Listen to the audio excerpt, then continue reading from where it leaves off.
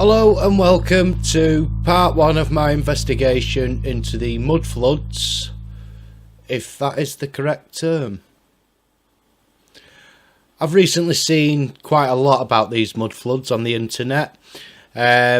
Strangely enough, when I look back, some of these videos are years old, and yet I never became aware of this until literally about 3 or 4 weeks ago. Which surprises me, because this is the kind of thing I look into. This is the sort of stuff I love to look at. And hidden histories, covered up histories, literally. Absolutely the things I look at. So, as to how I've managed to miss this up to now is absolutely beyond me. And a lot of people in the community as well, where I've seen them speaking about it, absolutely gobsmacked that they've never come across this before.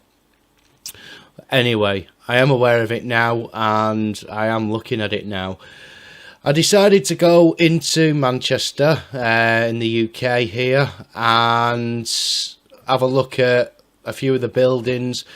It's something that I have seen in the past, these buildings with the windows sort of half covered, and I always wondered, why did they build it like that? It never made sense to me, but I just put it down to stupidity.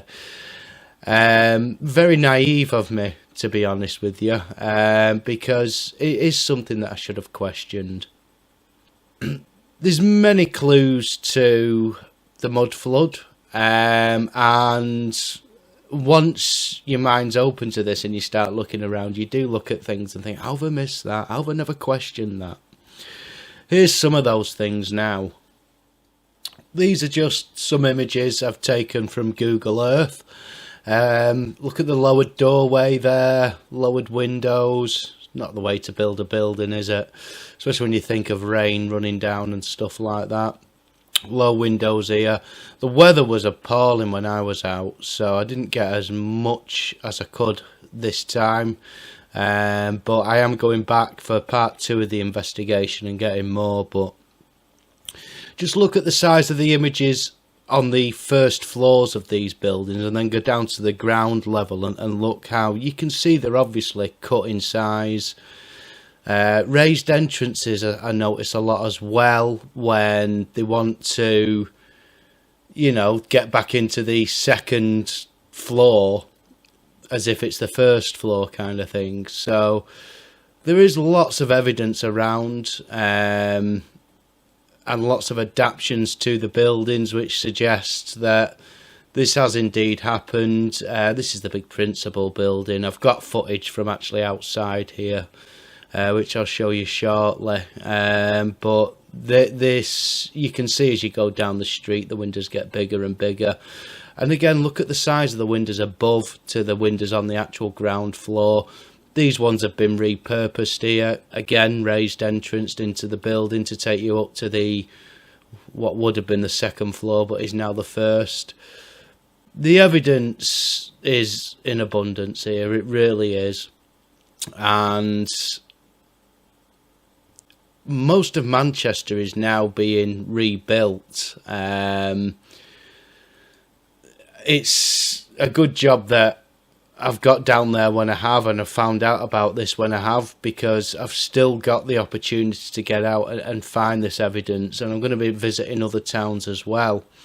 Some of the things I've found in this investigation leads me to believe that there's going to be a lot of affected areas around me, and I intend to go and find evidence from all these areas while it's still there. Now, my first stop along the way in Manchester was to stop at St Anne's Church. This is the second oldest church in Manchester, and dates back to the early 1700s, so I thought this would be a good place to start to see if there are any signs of mud flood around this building.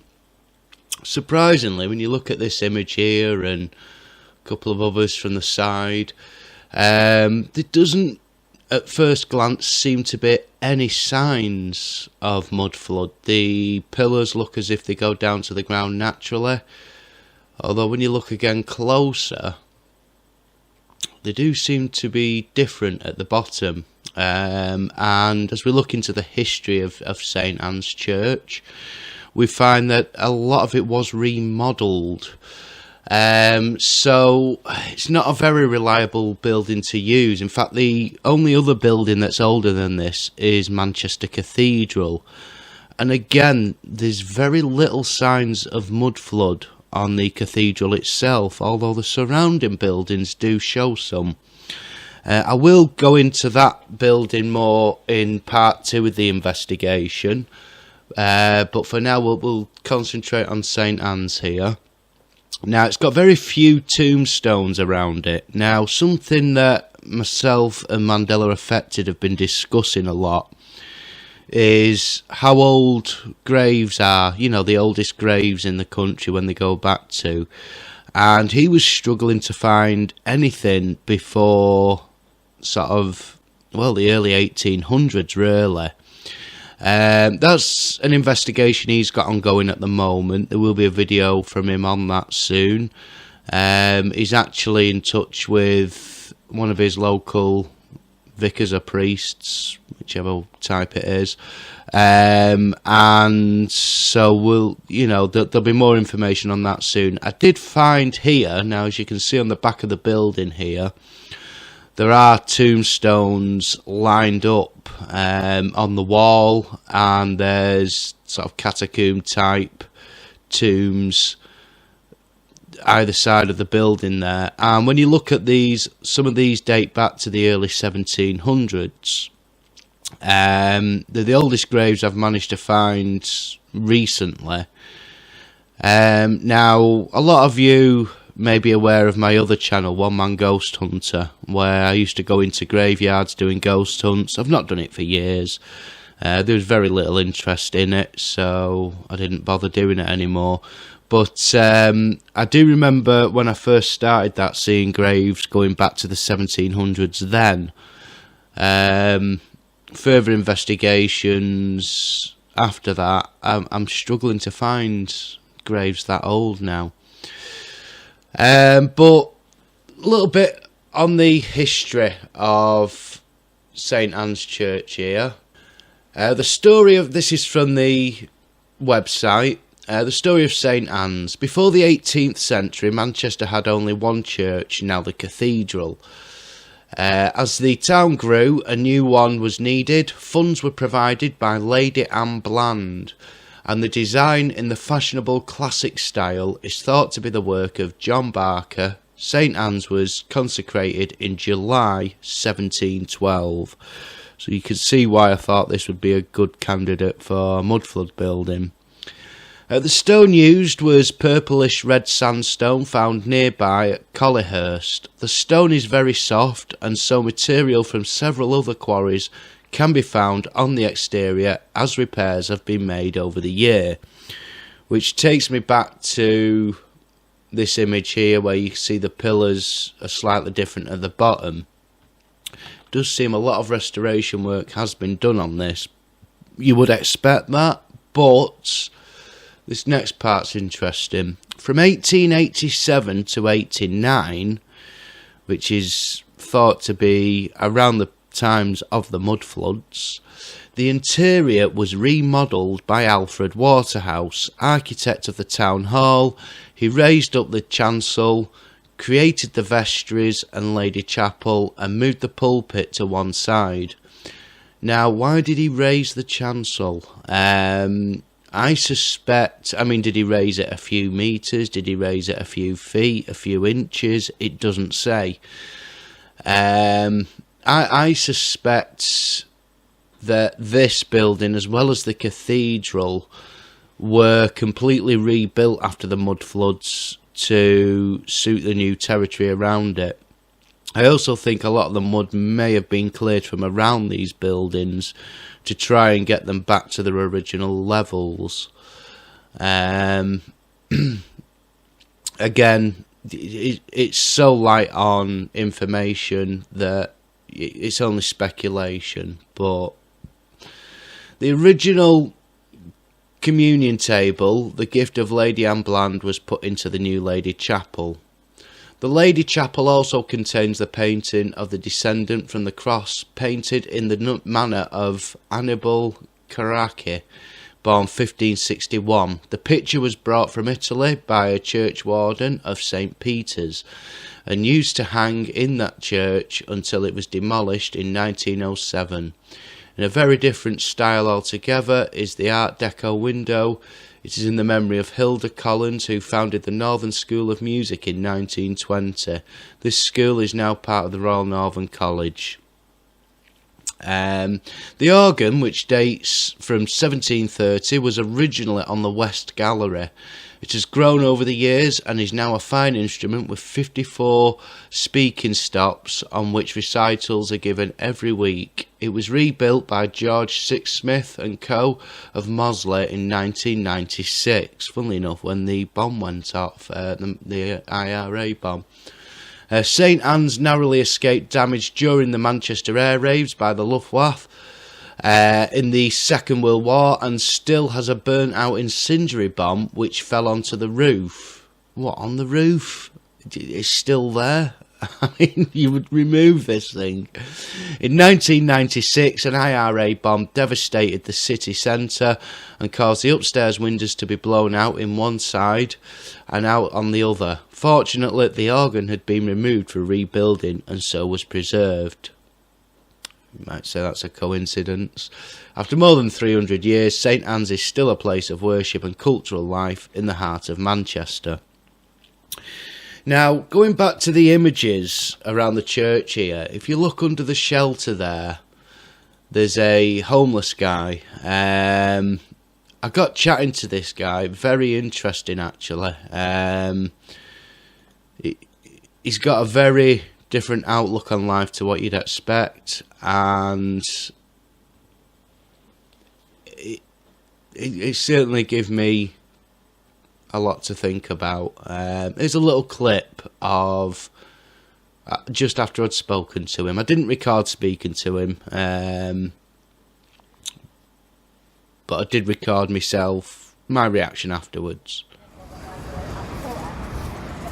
Just under that shelter at that church there, you'll see a guy, a homeless guy, sat there. His name's Sean. I've just been talking to him. Absolutely sound guy. And then another fella came up, Gordon, another homeless guy, and just been talking to them about the way the world is, and got onto the Mandela effect.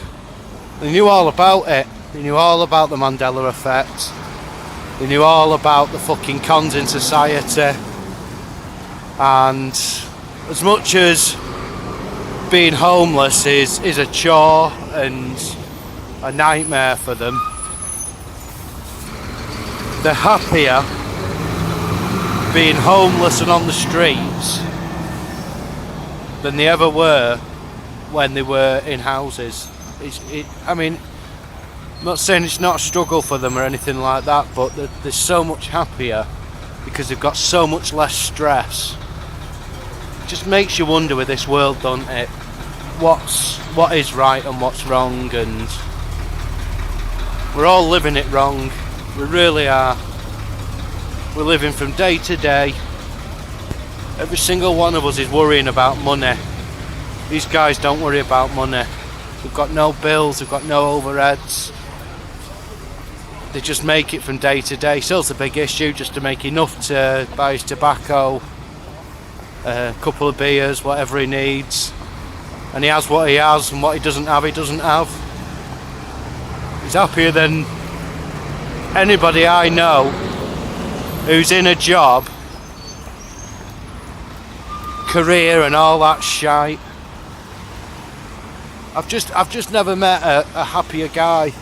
Both of them, Gordon, who came along a bit later and started chatting as well. It just makes me wonder, that's all. What the fuck are we all doing? I was walking past this building and I saw outside it was the People's History Museum. So I've come in, I said, how much is it? He said, it's free. I said, lovely, I'll come in then. It's raining as well. Weather's miserable, look at that. It's Manchester, what do you expect? I says, am I right to film? He says, yeah, just can't use a flash. No problem. So I'm actually not even breaking any rules today, guys. We're going to have a look at the 1700s and 1800s people's history and see if we can find any clues for this mud flood. That bit's closed, the 1945. Oh, here we go. Already found an error. No IV. Never mind. Let's persevere.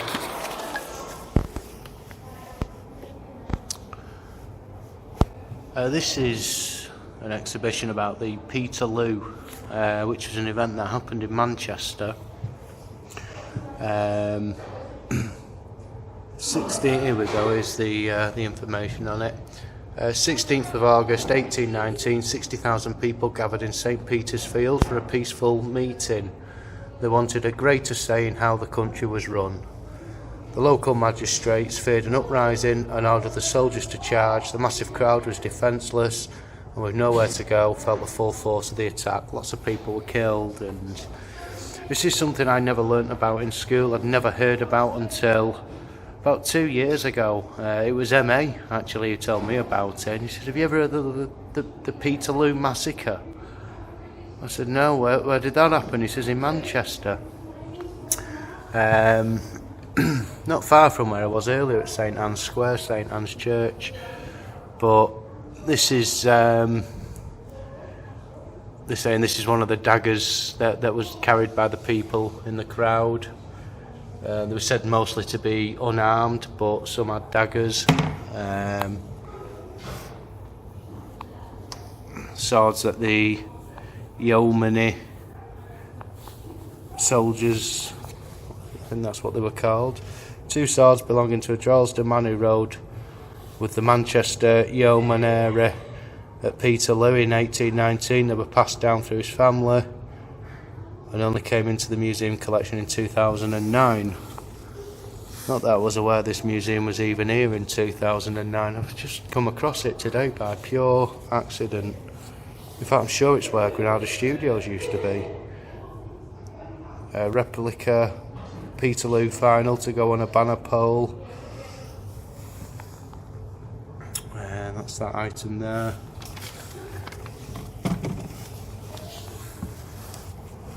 And then this makes me laugh, this story. Truncheon taken from a special constable of Peterloo by one of the protesters.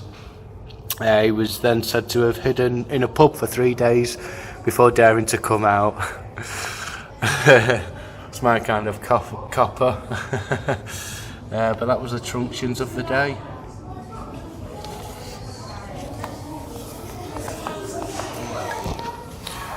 Obviously, when the Industrial Revolution started, which is when all these events occurred and other events around them, like the country now, people saw how wrong they were and how wrong slavery was. And that's what we have modern day slavery. As I was telling you before about the 2 homeless guys, they finally freed themselves. They've got nothing but their freedom.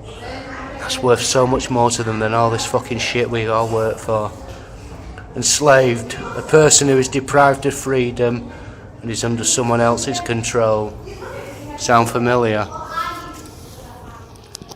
Now, I ended up in this museum purely by accident. The weather was atrocious. It was cold, raining, and it's a huge new glass building at the front of it, and at the back of it, funnily enough, it's a mud flood building.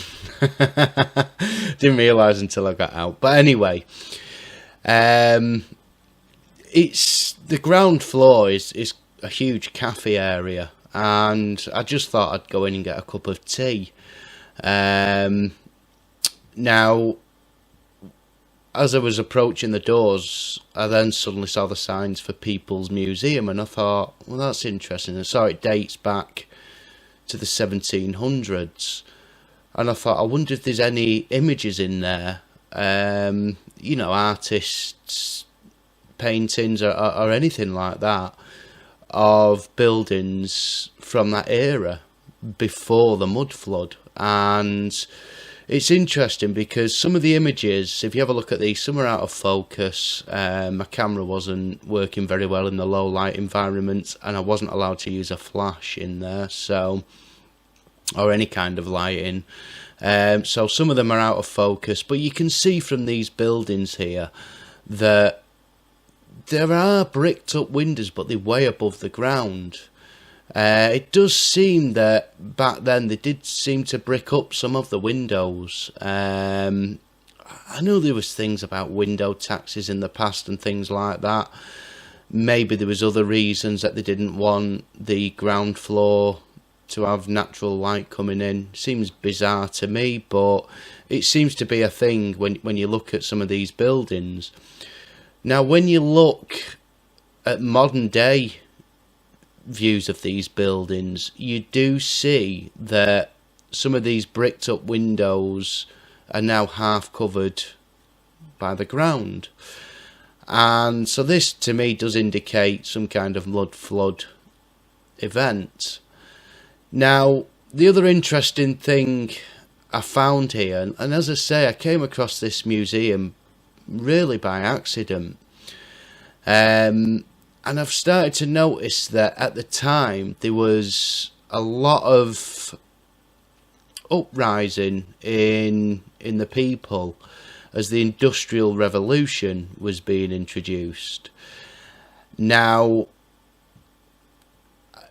I find it a little bit of a coincidence, if you like, and I don't believe in coincidence, so sounds like something more nefarious to me, but I find it interesting that around the times that the Industrial Revolution was being brought in, people were being put into workhouses, people were revolting against this. They did not like it, they saw it as slavery.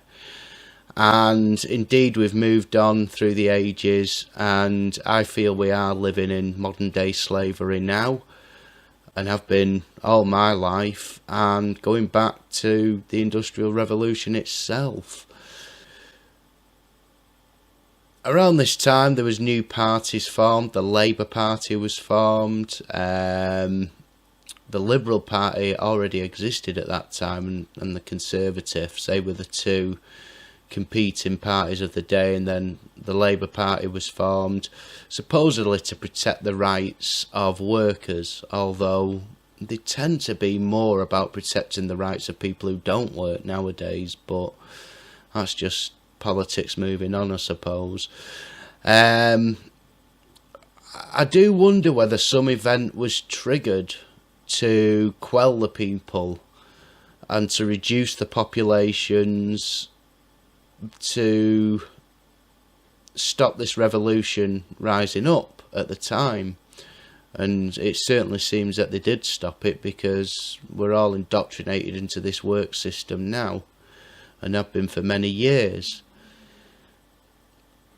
It's interesting when you look at modern day.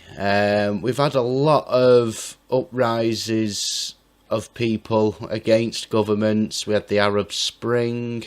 Some say that was, brought on by the West in these Arab countries to take away the powers from the Arab leaders. I can quite believe that. But do you remember the Occupy movements? Now, the Occupy movement seemed to be quashed quite quickly, really. It seemed to last a couple of years and then just died out. But these uprisings were in America, England, all across Europe. We've had other similar movements. You've got the movement at the moment in France with the yellow vests, where people are rising up against power and saying, look, we've had enough of this. You're taxing us heavily. You're working us hard. We're stressed. We're not enjoying life. We're not happy. And we want change. There is a revolution going on at the moment. And funnily enough, there's a counter-protest movement now rising up in France, the Red Scarves. This has started today. What date are we on? The 27th of January, as I'm recording this. And these uprisings always have two sides. I think the government has encouraged this Red Scarf movement to come up. I was watching the footage on it today on Russia Today. Kremlin Kev recommended it, and it's interesting because the police are being nice to these people, whereas as last night I was watching the police being very violent to the Yellow Vest movement. So it does seem that these are sort of government orchestrated oppositions that have rose up in opposition to the Yellow Vests. So it's just, they always make it about two sides, don't they? The old Coke and Pepsi. I'm a Coke man myself. But anyway, it put me on a different path. As I say, the day went very strange. I started off looking at the St Anne's Church and found very little evidence of the mud flood there, but bumped into the homeless guy who he gave me quite a bit of information, and one of the things he spoke about was that when things are measured from, you know, like they say Bolton is X amount of miles from Manchester, they measure it from one of the bricks in this church. Just an interesting fact I never knew. I always knew they measured it from a certain point, but I never knew where from. But also, you know, to find out about the homeless community knows a lot about the Mandela effect. They're very awake people, and they've escaped the system. Some of them aren't faring too well with it, especially at the moment in winter. But again, a lot of them have chosen this path because they were kind of forced into it in the first place. The benefits got stopped, just like mine have. And they don't give you notice. I got a letter a week after they'd stopped my benefits saying, "We stopped your benefits last week, by the way." They force these situations upon to people, and people who are awake, they are suppressing at the moment. YouTube have recently announced that they're going to stop promoting conspiracy theory videos. I've noticed my views go down in incremental steps over the last year or so, and it's something they've been doing for a while. They are suppressing truth channels, and it's because the word's getting out there. People are waking up, and we are in the throes of another revolution, much like at the time of the original mud floods. So something to watch out there for, guys. As they suppress us more and more, we need to do what we can to get the word out on this. And it's not just people who make videos like myself who need to get the word out. You need to do your bit as well. You need to share this video on social media. You need to share all truth videos, truth channels, promote people. You have influence. People who make YouTube videos are known as influencers.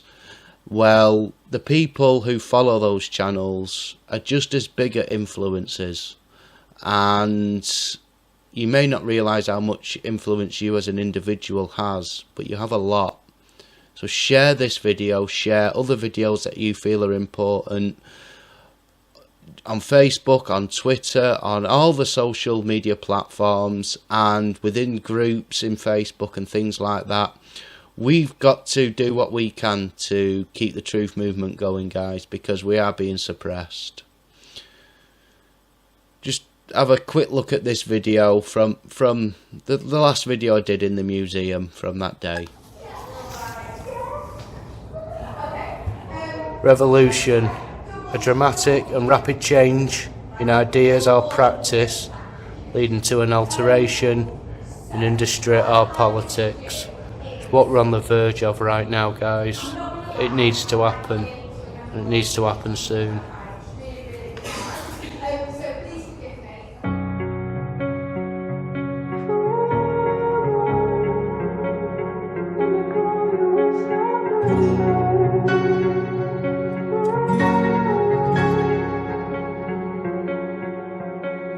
turned toward me and looked so weak. I've never seen you with such tired eyes. And everything we said we'd be, we just traded for a suit coat and a tie.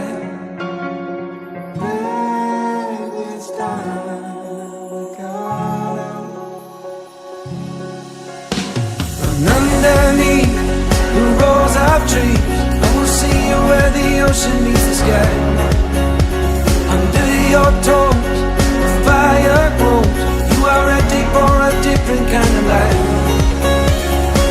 You're silent for the wind is cold. You must return to the wild. You're silent for the wind is cold. You must return to the wild.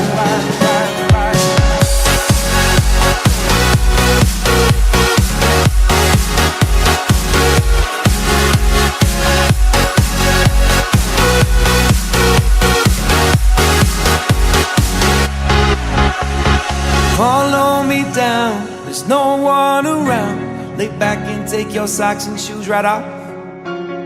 That natural light is so damn polite, can make you feel just like you were young again.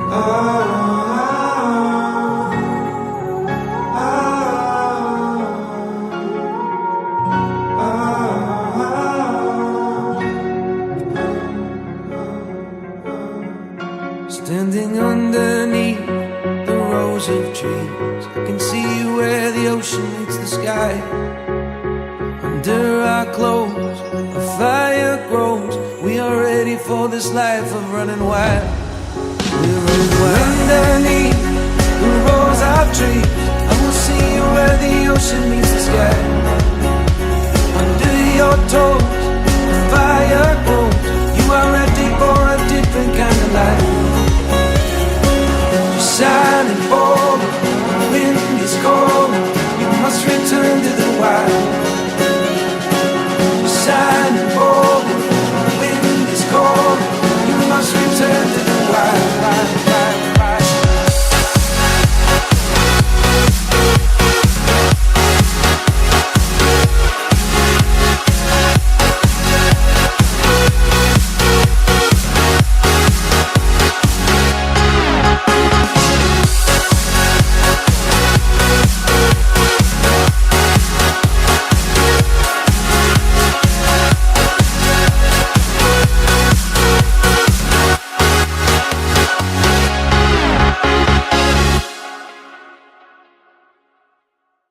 The truth is out there.